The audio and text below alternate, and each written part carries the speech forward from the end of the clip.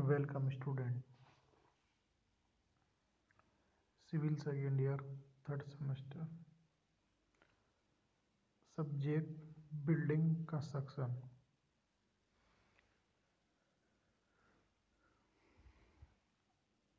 आज के लेक्चर में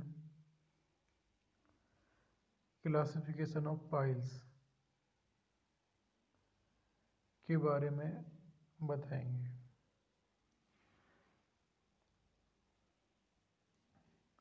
तो पाइल फाउंडेशन के बारे में पहले भी हमने बताया और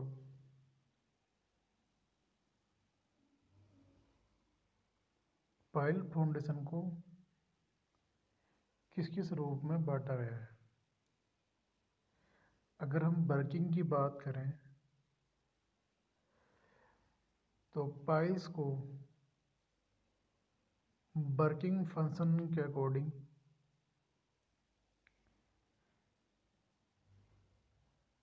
सात भागों में डिवाइड किया गया है। बियरिंग पाइल यानी कि धारक पाइल, फ्रिक्शन पाइल, घर्षण पाइल, कंपैक्शन पाइल यानी कि संघनन पाइल, वेटर पाइल,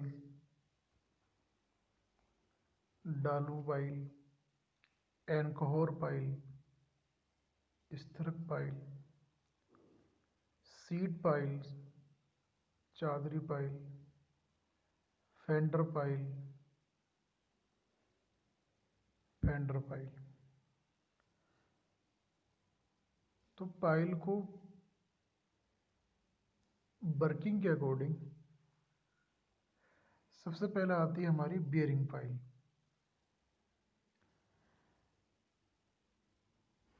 ये पाइल भूमि तल से सख्त चट्टानों के तल तक गाड़ी जाती हैं, यानी कि ये लोड बियर करने के लिए बनाते हैं। ये पाइल पिलर की तरह कार्य करती हैं और स्ट्रक्चर के भार को फाउंडेशन पर वहां पर ट्रांसमिट कर देती हैं जहां इसे सुरक्षित सहन किया जा सकता है। ये पाइलें वहीं यूज़ की जाती हैं जहां ग्राउंड लेवल के नीचे उपयुक्त गहराई पर कोई सख्त धरातल उपलब्ध हो। तो बियरिंग पाइल वहीं यूज़ की जाती हैं कि ग्राउंड लेवल में, कि जहाँ पर एक हार्ड सोइल आ जाए तो वहाँ हमारी बियरिंग पाइल हम लगाते हैं। तो बियरिंग पाइल को हम जहाँ पर भी गाड़ते हैं वहाँ की सोइल, जहाँ बियरिंग पाइल स्टेब्लिश होगी वो हार्ड होनी चाहिए। फ्रिक्शन पाइल नंबर 2 यानी कि घर्षण पाइल। यह पाइल अंडरग्राउंड के नीचे उपयुक्त गहराई तक कोई कठोर यानी कि हार्ड लेयर उपलब्ध ना हो। और फ्रिक्शन पाइल वहाँ यूज़ की जाती है अगर भूमि तल के नीचे गहराई में कोई भी हार्ड लेयर अगर नहीं है तो वहाँ हम फ्रिक्शन पाइल यूज़ करते हैं। और बियरिंग पाइल वहाँ यूज़ करते हैं कि जहाँ सख्त चट्टान होती है और वहाँ स्ट्रक्चर का भार पाइल पर ट्रांसफ़र करने के लिए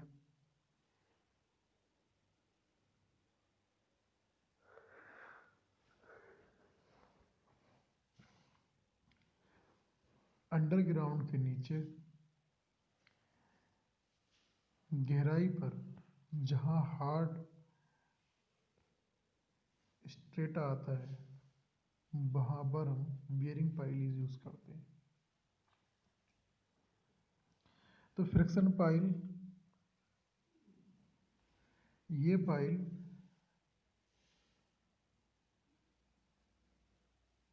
धारक जैसी यानी कि बियरिंग पाइल जैसी होती हैं, लेकिन किसी सख्त धरातल पर नहीं टिकी होती हैं। इस तरह की ये पाइल स्ट्रक्चर का लोड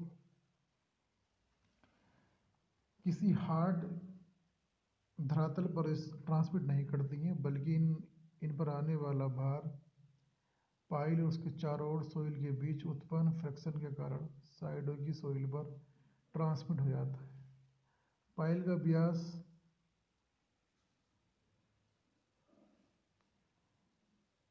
में लंबाई बढ़ाकर घर्षण क्षेत्र को बढ़ाया जा सकता है। तो हमारी फ्रिक्शन पाइल जो है किसी हार्ड स्ट्रेटा पे यानी हार्ड लेयर पे नहीं होती हैं, बट क्या है कि जहाँ सॉफ्ट सॉइल होती है तो चारों तरफ की सोइल पर हमारा फ्रिक्शन पाइल पर भार आता है।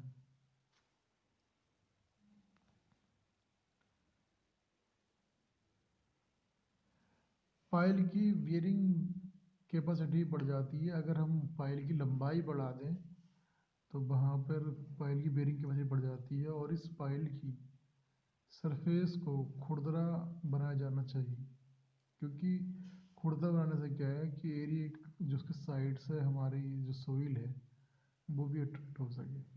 कंपैक्शन पाइल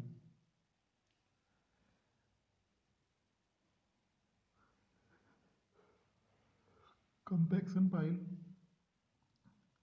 ग्रेनुलर सोइल जैसे रेतीली सोइल धारण क्षमता कंपैक्शन करके काफ़ी सीमा तक बढ़ाई जा सकती है। कंपैक्शन पाइल ग्रेनुलर सोइल को कंपैक्शन वाइब्रेटर के कारण पाइल गाड़ने की क्रिया आसपास के क्षेत्र में काफ़ी कम होते हैं, जिसके कारण ग्रेनुलर सोइल का कंपैक्शन हो जाता है और उसकी बेयरिंग कैपेसिटी काफ़ी बढ़ जाती है, जिससे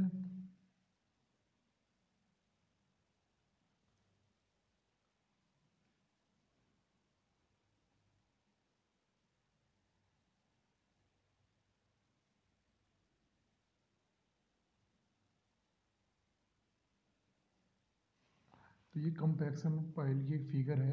और इसको जब हम गाड़ते हैं तो वहाँ जितनी भी सोइल होती है वो वाइब्रेट होती है। वाइब्रेट होने से सोइल की बेयरिंग कैपेसिटी बढ़ जाती है, इसलिए कंपैक्शन फाइल के इस्तेमाल करने से वहाँ की कुछ भूमिगत नीचे हो जाता है और जिससे पूरा करने के लिए अतिरिक्त सोइल डालनी जाती है। कंपैक्शन हो जाने के कारण पाइल को निकाल कर पुनः यूज़ किया जा सकता है। ये पाइल गड्ढे में रेत को कूट कर भर जाता है। तो यहाँ पे हमारी ये पाइल है। और जैसे बताया पहले कि ये हमारी बियरिंग पाइल है। जो पहला वाला टॉपिक था ये हमारी बियरिंग पाइल है, हमारी बियरिंग पाइल है, ये हमारी फ्रिक्शन पाइल है और ये हमारी कंपैक्शन पाइल है। तो ये पूरी हमारी कंपैक्शन पाइल है।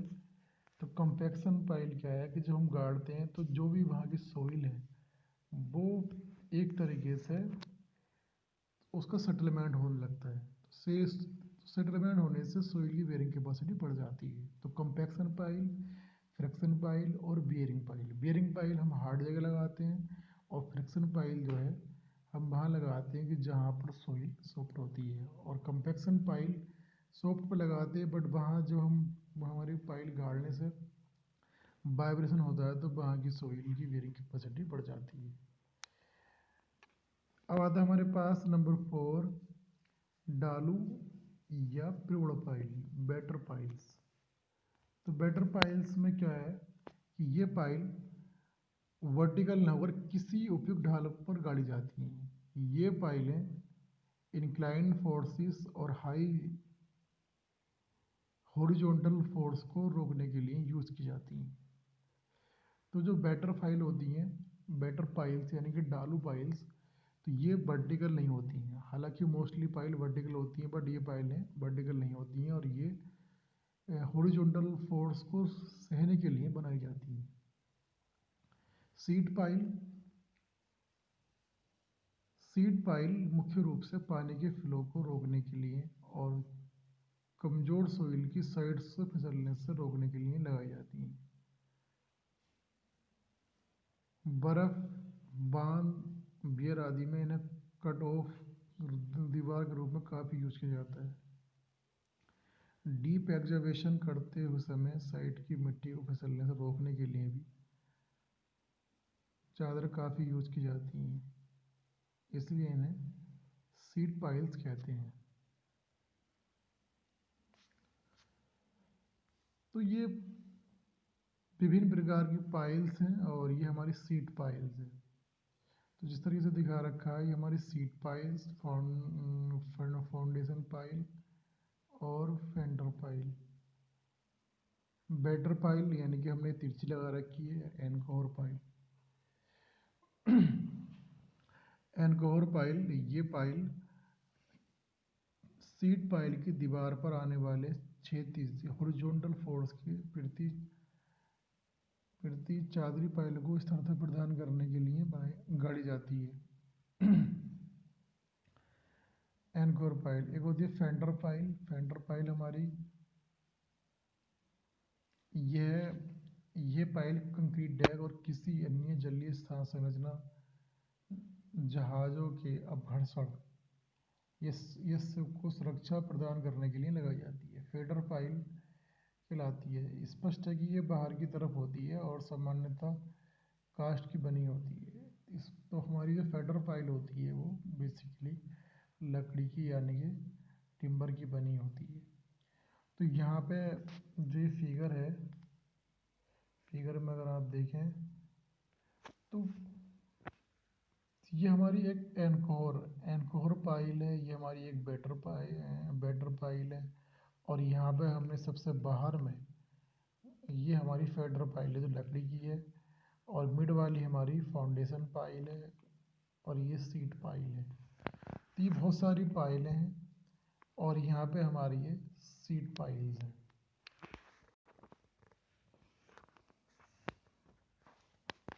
तो पाइल के पदार्थ के आधार पर क्लासिफिकेशन, यानी कि हमने पाइल में किस किस तरह का मटेरियल यूज़ करते हैं। तो पाइल की अगर हम बात करें तो पाइल में किस किस मटेरियल की हम पाइलें यूज़ करते हैं। तो classification of piles, basis of material. तो यह क्लासिफिकेशन इस आधार पर किया जाता है कि पाइल्स किस पदार्थ की बनी हुई है, किस मटेरियल की बनी हुई है। इस पाइल में उसी नाम से पुकारा जाता है जिसकी वह बनी होती है। पाइल का क्लासिफिकेशन एक प्रचलित विधि है और मटेरियल के आधार पर इनको हम निम्न प्रकार क्लासीफाई किए गए। कास्ट पाइल है, कास्ट मीन्स यानी कि लकड़ी, लकड़ी यानी कि timber pile. Concrete pile, steel pile, composite pile, sand pile. तो कंक्रीट पाइलों को पुनः दो भागों में बांटा गया है। जो हमारी कंक्रीट पाइल है ये सबसे ज़्यादा यूज होती है, एक हमारी होती है प्रीकास्ट पाइल और एक होती है हमारी cast in Situ pile. Precast यानी पूर्व निर्मित पाइल और एक होती है हमारी cast in Situ pile, शिवस्थान Dhali pile.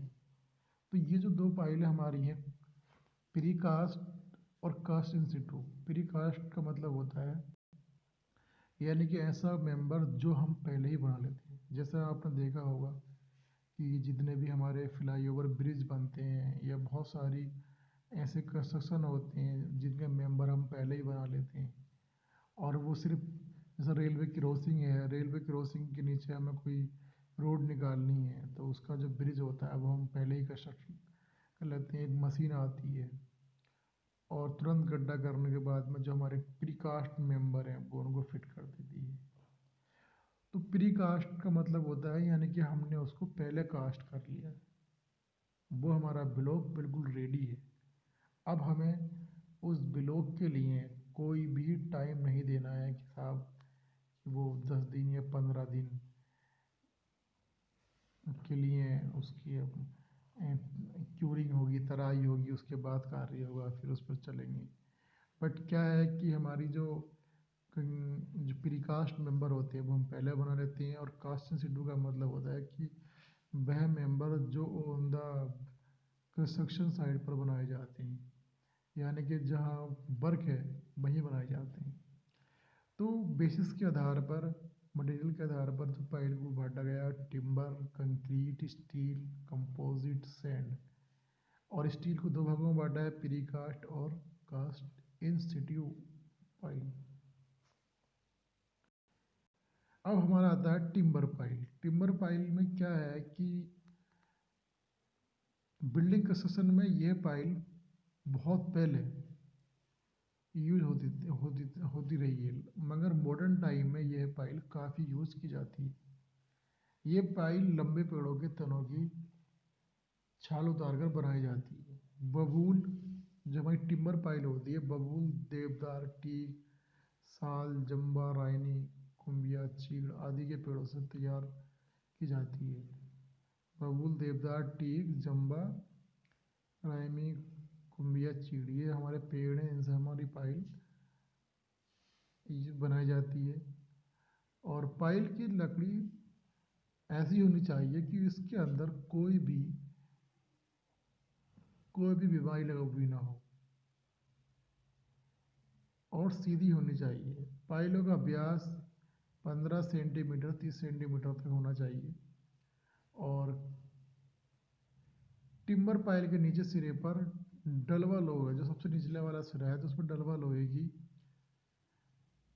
डलवा लोहे की कास्ट आयरन की सू लगी रहती है, जिसे पाइल को गाड़ने में सुविधा मिलती है और पाइल का निचला सिरा सुरक्षित रहता है। पाइल के शीर्ष को हैमर की चोटों से के कारण फटने से बचाने के लिए पाइल के शीर्ष पर इस्पात का घेरा यानी कि रिंग लगाए जाते हैं।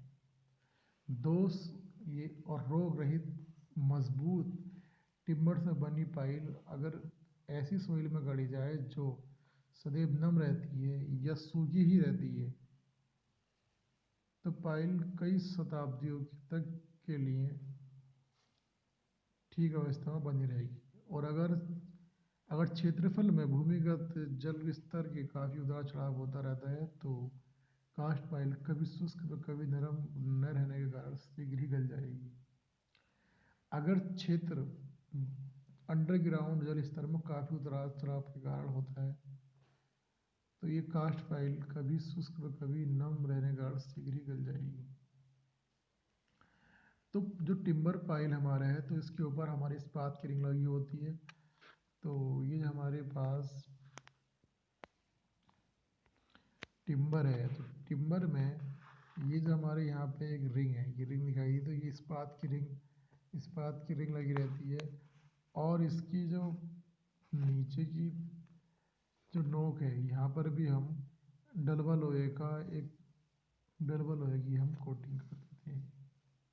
तो इस तरीके से ये जो हमारी पाइल है, टिम्बर पाइल, तो कहीं ना कहीं 15 से 30 सेंटीमीटर का इसका जो है डायमीटर होना चाहिए, और काफ़ी मजबूत और रोगाणु रहित होनी चाहिए। इसके बारे में बताया है कि टिम्बर पाइल का यूज़ हजारों वर्षों से होता आ रहा है।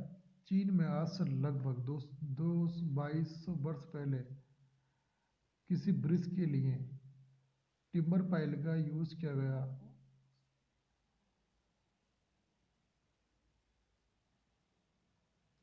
तो टिम्बर पाइल आज भी बीच में सभी हिस्सों में काफ़ी प्रचलित है, लेकिन लंबी लंबी टिम्बर पाइल काफ़ी महंगी होती है। आजकल सीमेंट कंक्रीट की पाइलें अपने श्रेष्ठ गुणों के कारण अधिक प्रचलित हो रही हैं, जिसके कारण वर्तमान में इन पाइलों का यूज़ अधिक हो रहा है।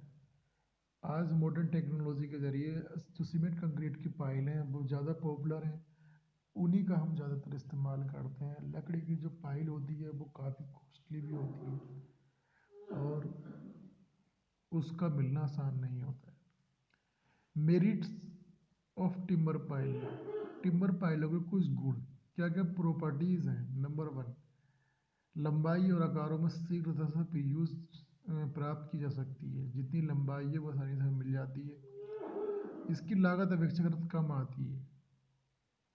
जो हमारी टिम्बर पाइल है इसकी जो लागत है वो हमारी सीमेंट कंक्रीट की पाइल के कंपेरिजन में कम आती है। इसके लाने ले जाने में ज़्यादा डैमेजिंग की संभावना नहीं रहती है और गाड़ने के पश्चात इसको किसी भी लंबाई में बहुत आसानी से काटा जा सकता है। तो टिम्बर पाइल की सिर्फ एक विशेषता ये भी है कि अगर हमारी कोई पाइल हमने कंस्ट्रक्शन की बढ़ा दी है तो हम कि उसको कितना भी छोटा कर सकते हैं, जबकि कंक्रीट में ये चीज़ पॉसिबल नहीं है। इससे गाड़ने में सुविधा रहती है और इसके अलावा ये अगर किसी कारण ये पाइल निकालनी पड़े तो इसको हम आसानी से निकाल सकते हैं। इसकी लंबाई जोड़ द्वारा आसानी से बढ़ाई जा सकती है। तो टिम्बर पाइल की लंबाई को हम बढ़ा भी सकते हैं और घटा भी सकते हैं। टिम्बर पाइल को हम वहाँ से उखाड़ भी सकते हैं। तो ये इसकी कुछ प्रॉपर्टीज़ हैं।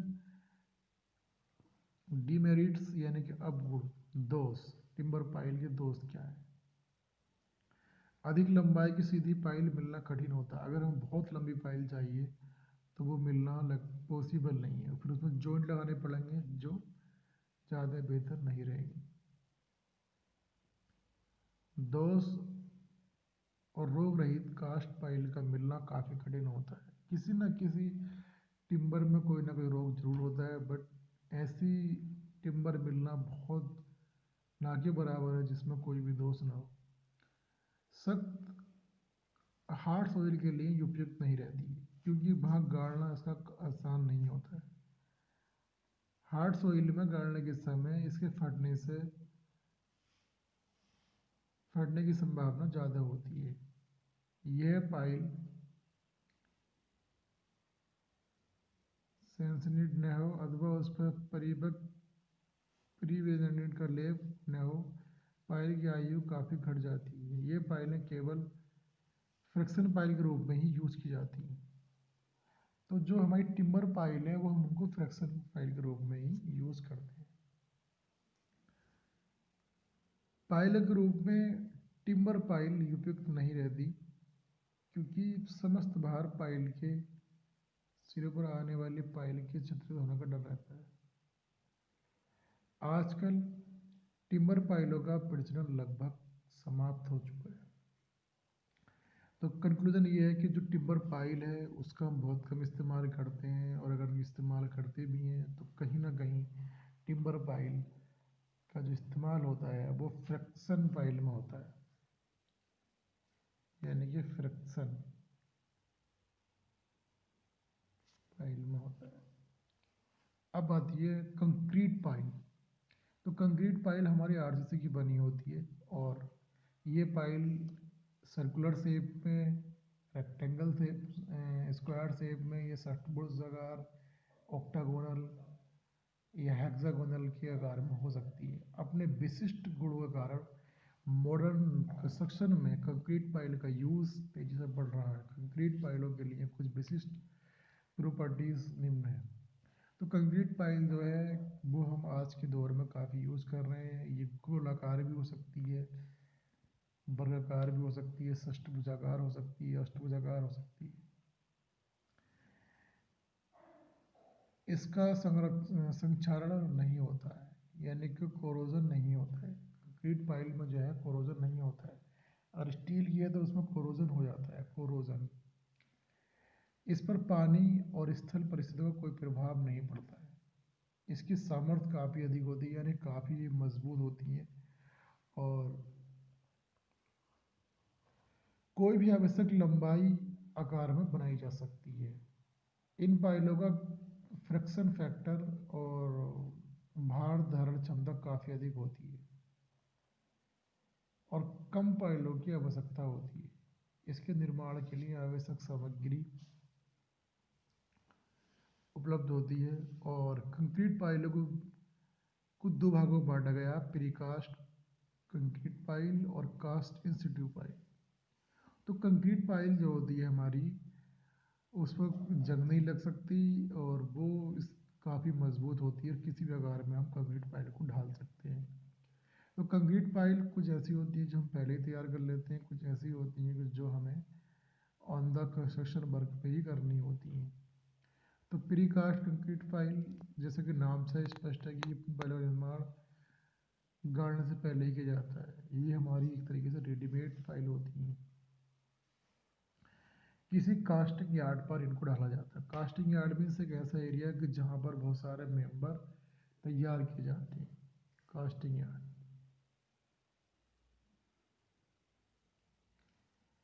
और किसी वाहन के जरिए हम उन फाइलों को लेकर आते हैं। फाइल के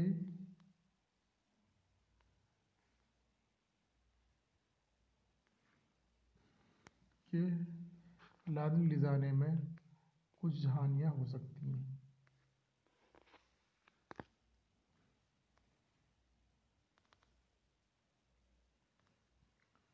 तो फाइल को उठाने और उतारने में कुछ हानि हो सकती है। ऊर्ध्वाधर पिरूल के रूप में 20 से 25 mm व्यास की छड़ें खंड की पृथ्वी कोने में लगाई जाती हैं और वर्टिकल कंक्रीट के अनुप्रस्थ खंड के लिए 2% से कम नहीं होना चाहिए। तो अब आती है हमारी मेरिट्स ऑफ प्रीकास्ट पाइल। क्या क्या गुण हैं हमारी जो पूर्व निर्मित पाइल के। तो फैक्ट्री में बनाए जाने के कारण सब जो मटेरियल का अच्छा यूज़ किया जा सकता है, और ये मटेरियल वेस्टेज बहुत कम होता है। फैक्ट्री में हाई टेक्नोलॉजी के इक्विपमेंट का यूज़ करके अधिक मजबूत बनाई जा सकती है। फैक्ट्री में क्वालिटी कंट्रोल भी अच्छा रहता है। जो पूर्व निर्मित पाइल है तो पानी के अंदर भी गाड़ी जा सकती है, और यह अंडरग्राउंड वाटर में सल्फेट अधिक है तो वहाँ स्वास्थ्य कंक्रीट ठीक सेट नहीं होगी। इस परिस्थिति में पूर्व निर्मित पाइल अधिक उपयुक्त रहती है। पाइल के प्रीकास्ट होने के कारण खराब मौसम में भी काम को चालू रखा जा सकता है। अगर बहुत ज़्यादा मौसम ख़राब है, वहाँ हमें बहुत रिक्वायरमेंट है, तो हम प्रीकास्ट फाइल का यूज़ कर सकते हैं। प्रीकास्ट फाइलों को बायोलॉजिकली व रासायनिक तत्वों के प्रतिरोध काफ़ी उच्च होता है। ये फाइलें फैक्ट्री में एक साथ काफ़ी बड़ी संख्या में बनाई जाती हैं। पूर्व निर्मित फाइलों के कुछ डेमेरिटीज, कुछ हानियाँ हैं। इनकी लंबाई को घटाना बढ़ाना बहुत मुश्किल होता है। तो प्रीकास्ट जो हमारी फाइल होती है उसकी हम लंबाई को ना कम कर सकते हैं ना बढ़ा सकते हैं, और अगर कास्टिंग शीटों पे है तो हम किसी जगह पर ढाल सकते हैं। इसमें जब हम ट्रांसपोर्ट करते हैं तो बहुत खर्चा आता है और कुछ फाइलें टूट भी जाती हैं। फाइल का ट्रांसपोर्ट करने में गाड़ी में आने वाले स्टोरेज के प्रति प्रबलन स्पार डालना आवश्यक होता है, जिससे फाइल की लागत बढ़ जाती है।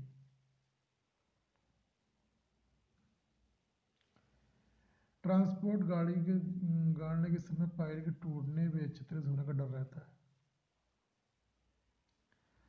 तो merits of cast in situ pile.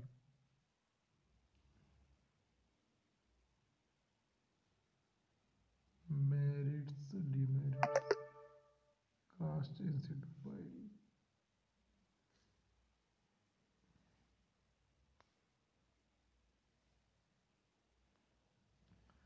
Pile को निश्चित उनकी निर्धारित स्थिति में ढाला जा सकता है। फाइलों को लंबाई निर्माण स्थल की परिस्थिति के अनुरूप किसी भी रूप में डाला जा सकता है। इसमें कम प्रबलन की आवश्यकता होती है। परिवहन और प्रबलन के खर्च में काफ़ी कमी होने के बाद फाइल सस्ती होती है।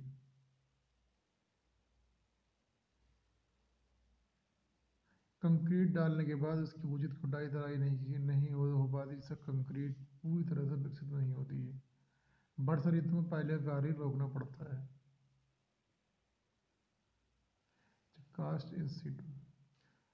तो कास्ट इन सिटू में क्या है, प्रीकास्ट फाइल था तो कास्ट इन सिटू फाइल में क्या है, ये वहीं बनाई जाती है। तो types of cast in situ pile. Cast in situ pile, simplex pile, vibro pile, vibro expanded pile और फ्लैंकी फाइल। तो ये हमारी कुछ पाइलें हैं, जैसे सिंप्लेक्स पाइल। यह पाइल मृदु एवं सख्त दोनों ही प्रकार की सोइल की में यूज़ की जाती हैं। इसमें इस्पात की एक पाइप जिसकी दीवार की मोटाई 20 mm तथा आंतरिक व्यास पाइप के व्यास के लगभग बराबर होता है। भूमि में गाड़ी जाने वाली पाइप की तुलना में इस्पात एक इस प्रकार लगा दिया जाता है कि पूरी पाइल अब इसे गाड़ने के बाद रख दिया जाता है। अब पाइप में कंक्रीट डालना आरंभ करते हैं और धीरे धीरे पाइप ऊपर खींचते रहते हैं। कंक्रीट डालने पर पाइल निकलने की क्रिया को क्रमशः दोहराते हैं। पाइल निर्मित हो जाती है। इस इस्पात का फाउंडेशन नीचे ही रह जाता है। इस प्रकार प्रत्येक पाइल के लिए नया सू की आवश्यकता होती है।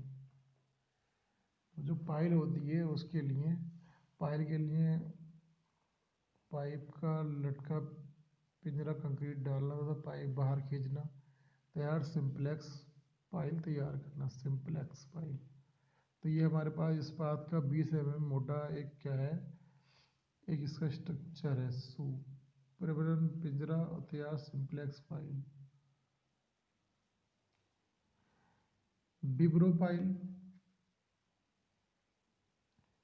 तो विब्रो पाइल क्या है हमारी, विब्रो पाइल में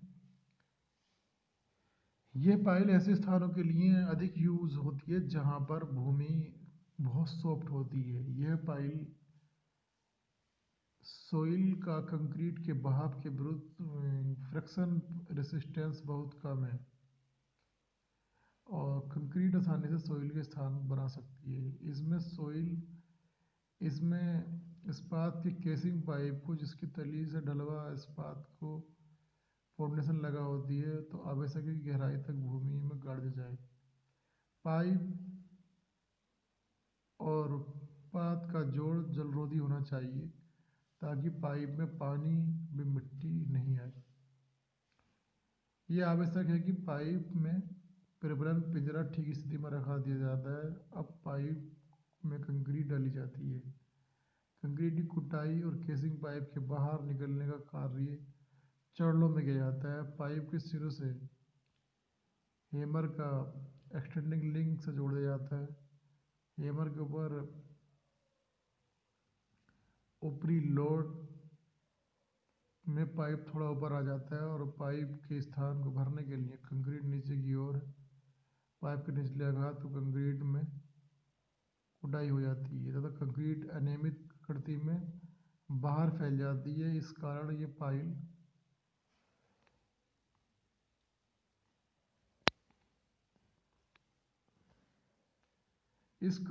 पाइल की सरफेस उससे संबंध सोइल के बीच फ्रिक्शन काफ़ी बढ़ जाता है। तो ये विब्रो पाइल है। तो विब्रो पाइल का है कि जब हम उसके अंदर कोई एक सिंप्लेक्स पाइल डाल देते हैं और एक पिंजरे में तो जो हमारा केसिन होता है उसकी साइडों से हम लगातार कंक्रीट डालते कुटाई करते हैं तो वो हमारा बाहर की तरफ निकल आता है। तो विब्रो एक्सपेक्टेड पाइल इसी कुछ फिगर दिखा रखी है। ये हमारी कुछ एक्सपेक्टेड पाइल है।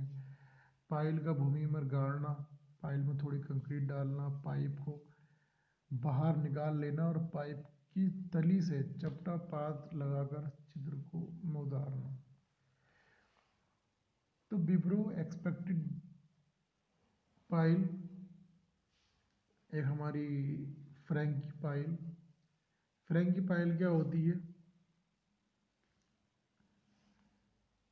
फ्रैंकी पाइल इस पाइल का जो स्टेम होता है स्पष्ट न होकर लहरियादार होता है स्टेम,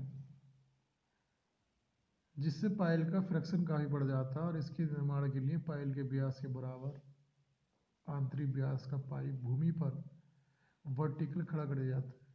पाइल के बेस में 60 से 90 सेंटीमीटर की ऊंचाई में कंक्रीट भार का घन की सहायता से इस कंक्रीट की गुडाई करके इसे ठोस पिलक के रूप में संघनित कर लिया जाता है। पिलक के ठोस हो जाने पर कंक्रीट और पाइप इस घर्षण के कारण पाइप जमीन में धंसने लगती है। जब पाइप पर पिलक आवश्यक गहराई में धंस जाता है तो पाइप को थोड़ा ऊपर उठाकर घन की चोट से पिलक को पाइप में अलग कर दिया जाता है। अगर प्रबलन की आवश्यकता हो तो प्रबलन पिंजरा पाइप में डाल दिया जाता है। अब थोड़ी ऊपर ऊंचाई में पाइप को बाहर निकालते रहते हैं। कंक्रीट डालकर उसके बाद घन से कुटाई करते हैं। कुटाई करने से कंक्रीट की बाहरी अनियमित सतह हो जाती है जिससे उसका फ्रिक्शन प्रतिरोध बहुत बढ़ जाता है। तो ये हमारी फ्रैंकी पाइल है। इसका कुछ स्ट्रक्चर शो कर रखा है।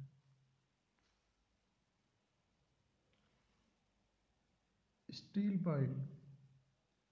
पाइल काफ़ी महंगी होती हैं और इन पाइलों का यूज़ बहुत कम किया जाता है। ये पाइलें काफ़ी छोटी होती हैं जिससे इन्हें गाड़ने में सुविधा तो रहती है, लेकिन इनकी बेरिंग पाइल्स के रूप में ही इन्हें यूज़ किया जा सकता है, क्योंकि ये छोटे होने के कारण फ्रिक्शन से अधिक भार नहीं ले सकती। इनका संचरण बहुत शीघ्र होता है और इनके संचरण से बचने के लिए कुछ उपाय किए जाते हैं। पाइप पाइल्स, स्क्रू पाइल और डिस्क पाइल। एच पाइल, इन पाइलों का खंड एच आकार का होता है। स्टील पाइल होती हैं तो इनका खंड हमारा एच आकार का होता है। ये पाइल्स हार्ड सॉइल के लिए विशेष रूप से उपयुक्त होती हैं। हार्ड ड्राइविंग के कारण आने वाले प्रतिबलों को लेने में समर्थ होती हैं। तो खंड छोटा होने के कारण इन स्टोरेज के लिए कम स्थान की आवश्यकता होती है और हैंडलिंग भी सुविधाजनक होती है। पाइल का खंड छोटा होने के कारण इनके गाड़ने पर ज़मीन के नीचे जो सोइल डिस्प्लेसमेंट भी बहुत कम होता है, जिसके कारण इन्हें पहले से निर्मित संरचनाओं के पास भी गाड़ा जा सकता है। इन पाइलों की वेल्डिंग द्वारा सुविधा बढ़ाई जा सकती है और आवश्यक गहराई तक पाइल को गाड़ने के पश्चात इसके शीर्ष पर इस्पात की प्लेट वेल्ड कर दी जाती है और इसको प्रबलित सीमेंट कंक्रीट में दबा दिया जाता है, जिसके ऊपर संरचना बनाई जा सकती है। स्टील पाइल में जो हमारी एच पाइल होती है वो हम जो है कहीं पर भी कंस्ट्रक्शन के साइड में भी गाड़ सकते हैं। पाइप पाइल, इसके लिए जोड़ रहित या बेल्ट किए हुए इस्पात का पाइप जमीन में गाड़े जाते हैं और पाइप के अंदर कंक्रीट भर दी जाती है। एक हमने कोई किसी जगह पाइप गाड़ा और उसके अंदर हमने कंक्रीट भरे, तो हमारी कहलाती है पाइप पाइल। ये पाइल धारक तथा घटक दोनों के रूप में यूज की जाती है। पाइप पाइल का निचला सिरा बंद अथवा खुला हो सकता है। जब पाइप पाइल का निचला सिरा खुला रहता है तो पाइप खुला सिरा ओपन एंडेड पाइल कहलाती है और अगर ये पाइलें चट्टानों में सख्त सोइल के लिए उपयुक्त है। तो हमारी जो पाइप पाइल होती है उसके अंदर हम कंक्रीट डाल दें तो पाइप पाइल होती है। और इस टाइप से हमारे पास एक पाइप पाइल का फोटो है और डलवा लोहे की हमने नीचे क्या एक नोक बना रखी और एक खाली है, फिर उसके अंदर हम कंक्रीट डाल देते हैं। स्क्रू पाइल,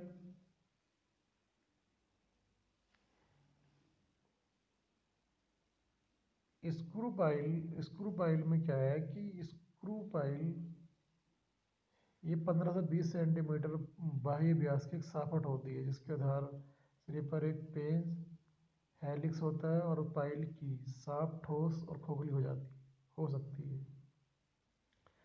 आधार पर लगे पेंच को 45 सेंटीमीटर से 150 सेंटीमीटर तक हो सकता है। पाइप को भूमि में किसी विद्युत मोटर से चलाकर पेंच की तरह घुमाया जा सकता है। पहले मुलायम सोइल के लिए बहुत उपयुक्त है। ऐसी सोइल में इन्हें गाड़ना बहुत आसान होता है और पेंच का चौड़ा आधार बियरिंग एरिया उपलब्ध कराता है, जिससे पाइल का भार की धारण क्षमता बढ़ जाती है। तो स्क्रू पाइल हमारी ये होती हैं इस टाइप से, जैसे बर्मा हमारा होता है। तो इससे हमारी सोइल की बियरिंग कैपेसिटी बढ़ जाती है। तो ये पेंच का स्क्रू बेस जो 44.5 से 20 सेंटीमीटर व्यास का होता है और सीड्स व्यास जो होता है 15 से 20 सेंटीमीटर का होता है। डिस्क पाइल, डिस्क पाइल ये हमारी एक डिस्क पाइल है। डिस्क पाइल क्या है? ये चकती पाइल में धातु का खोखला पाइप होता है, जिसके नीचे सिरे पर डबल लोहे की एक चकती बेल्ट कर दी जाती है। चकती का क्षेत्रफल अधिक होने के कारण पाइल का बियरिंग एरिया अधिक होता है। जो हमारे पास ये चकती होती है, इसमें चकती बना रखी है, तो चकती होने से उसका सोइल की बियरिंग कैपेसिटी का एरिया बढ़ जाता है। तो ये हमारी डिस्क पाइल होती है।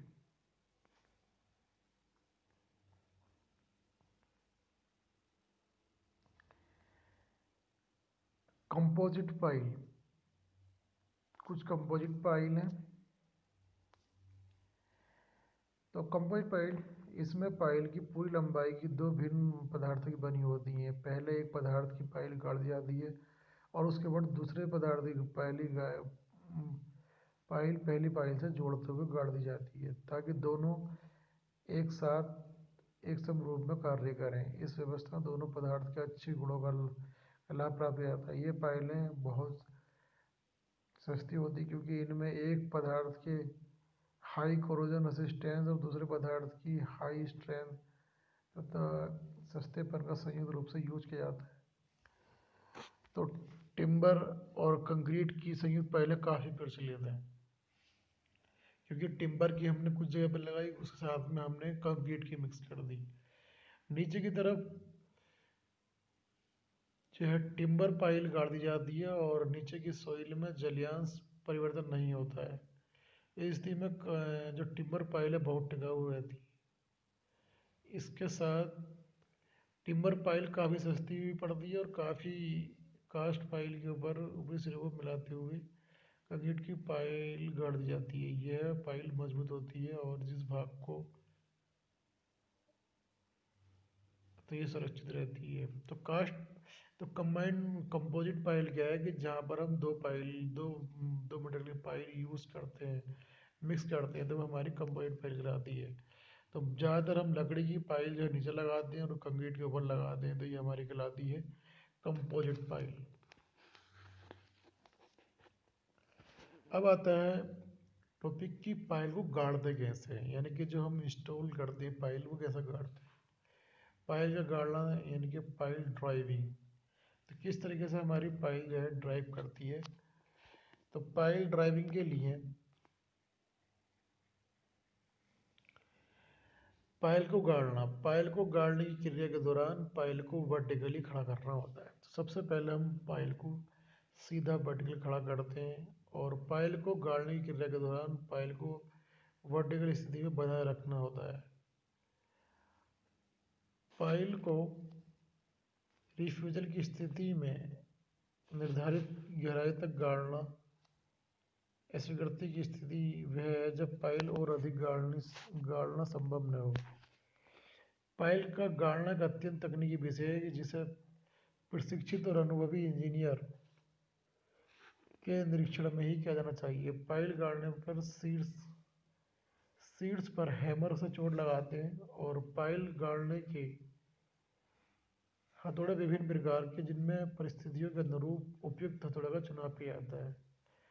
अगर हमारी सख्त हार्ड धरातल है में पाइल के लिए बोरिंग करके सुराख बना लिया जाता है और पाइल गाड़ने में पानी के जेडों की मदद ली जाती है और बोरिंग करके भी हम गाड़ सकते हैं। तो अगर हम कहीं की हार्ड सॉइल है तो वहाँ पर हम एक छेद कर कर पाइल को गाड़ सकते हैं। पाइल गाड़ने में हैमर का कंट्रोल आवश्यक है और तेज चोट से पाइल का शीर्ष भी टूट जाता है। उसके साथ ही हल्की चोट से पायल का धंसना बहुत कम होता है। तो घन की चोट को उचित कंट्रोल आवश्यक है। जब पायल को गाड़ते हैं, अगर हैमर मारते हैं तो वो टूट भी सकती हैं, इसलिए पायल को हमें बहुत सही तरीके से गाड़ना चाहिए। पायल गाड़ने के लिए पाइलिंग रिंग्स का यूज किया जाता है। रिंग्स की ऊंचाई पायल की लंबाई के अनुरूप होनी चाहिए। पायल रिंग में पायल पर थोड़े से चोट करने से संपूर्ण व्यवस्था पायल को ठीक कर सकती है। तो पायल को पानी के अंदर गाड़ना हो तो उसके लिए फ्लोटिंग रिंग्स का यूज किया जाता है। पानी में यदि पाद धान खुले वाष्प पन या डीजल धन का यूज किया जाता है तो वहाँ पायल का शीर्ष जब जल स्तर थोड़ा ही ऊंचा होता है तो पायल के शीर्ष पर एक फ्लोवर ब्लॉक रख दिया जाता है।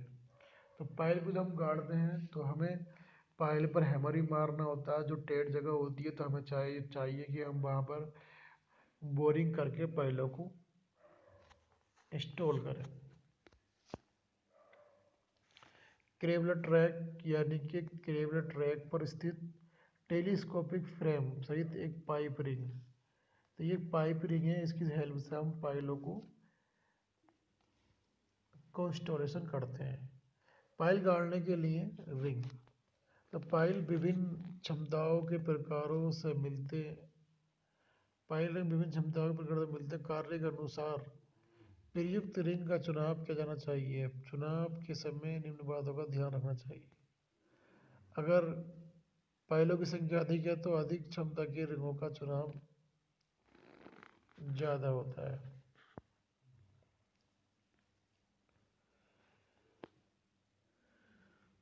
तो पायल की रिंग पायलों की परस्पर दूरी स्पेसिंग होनी चाहिए। जमीन की तली से दृष्ट होनी चाहिए। पायल की दिशा और ऊर्ध्वाधर ढालू होनी चाहिए और उपलब्ध मूल्य होना चाहिए। हेलमेट हेलमेट पाइप को गाड़ने की क्रिया संबंधित पायलों से यानी कि जब हम पायल को गाड़ते हैं तो हम एक हेमलेट पायल के ऊपर लगाते हैं। हेमलेट हमारा कास्ट आयरन का बना होता है। तो ये हमारा इस्पात का बना होता है। लकड़ी की बॉडी पर हमारा हेलमेट लगा होता है तो इससे पायल का ऊपरी सिरा नहीं टूटता है। ये हमारा हेलमेट होता है। अब आती है बात pile group and pile spacing की, यानी कि एक पाइल दूसरी पाइल से कितनी दूरी पर हम इंस्टॉल करें, कितनी दूरी पर हम लगाएं। तो हमें चाहिए कि अगर 4 पाइलों का समूह अगर है तो हमें उनको स्क्वायर रूप में लगाना है। अगर हमारे समूह की दूरी 200 सेंटीमीटर है तो हमें चाहिए कि 200 सेंटीमीटर का वो स्क्वायर है और उसमें हमें 4 पाइल लगानी है। तो 4 पाइल लगाने के लिए 50-50 सेंटीमीटर हमें एरिया छोड़ना होगा। तो पाइल का सेंटर जो होगा तो वो 100 मिड पॉइंट से होगा।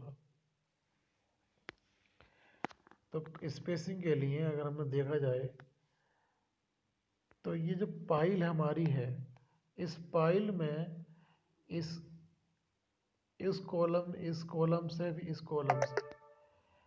कॉलम से और इस वाले कॉलम से ये जो दूरी हमारी है वो 100 होनी चाहिए। तो यहाँ से होगी तो एक पाइल से जो दूरी हमारी है सेंटर की वो 50 सेंटीमीटर होती है। 50 सेंटीमीटर होने से तो स्क्वायर रूट में 50 इधर और 50 इधर तो 100 और तो एक पाइल से दूसरे पाइल की सेंटर की दूरी 100 सेंटीमीटर होनी चाहिए। तो इस तरीके से हमें किसी स्क्वायर 4 पाइल का समूह बनाना है तो यहाँ से बने। और अगर 5 पाइल इंस्टॉल करनी है तो हमें चाहिए कि एक पाइल के सेंटर पॉइंट से दूसरे पाइल के सेंटर पॉइंट की दूरी 100 सेंटीमीटर हो। और अगर 9 पाइलों का समूह है तो हमें हर पाइल के बीच में 100 सेंटीमीटर का गैप देना। 100 सेंटीमीटर का गैप एक पाइल के सेंटर पॉइंट से दूसरे पाइल के सेंटर पॉइंट तक का होना चाहिए। पाइल की कितनी थिकनेस है, कितनी इसका सर्कुलर रिंग है या रेक्टेंगल है, वो पाइल की प्रॉपर्टी पे डिपेंड करेगा। बट अगर हमें 4 पाइलों का समूह बनाना है, ग्रुप बनाना है, तो वहाँ पर हमें 200 सेंटीमीटर का हमें 2 सेंटीमीटर का स्क्वायर लेना होगा। और 4 पाइलों का अगर 5 पाइलों का समूह है, तो वहाँ पर हमें अगर बीच में पाइल देनी है तो 100 सेंटीमीटर डायगोनल से उसकी दूरी होनी चाहिए। और 9 पाइलों का अगर समूह है तो इसमें 100 सेंटीमीटर का हमें स्पेसिंग देना चाहिए। तो इस तरीके से ये हमारी पाइलें, तो पाइलों के लिए, भारी कॉलमों के लिए एक पाइल पर्याप्त नहीं होती है, इसलिए इस स्थिति में कॉलम के नीचे, किसी भारी कॉलम के लिए एक पाइल का पर्याप्त नहीं होती है और कॉलम के नीचे कई सारी पाइलों का समूह बनाया जाता है। तो पाइलों की जो दूरी है वो हम स्पेसिंग देते हैं, बट अगर हमें वहाँ पर कोई कॉलम खड़ा करना है तो पाइल के ऊपर एक कैप लगाते हैं और कैप लगाकर तो जो पाइलों का कैप का सेंटर पॉइंट है वहाँ से हम अपना कॉलम खड़ा करते हैं। तो इस तरीके से हम पाइलों का आपस में एक निश्चित दूरी रखने के बाद एक पाइल कैप लगाकर उसके सेंटर पॉइंट से कॉलम लेते हैं। ठीक, आज के लिए इतना ही। Thank you.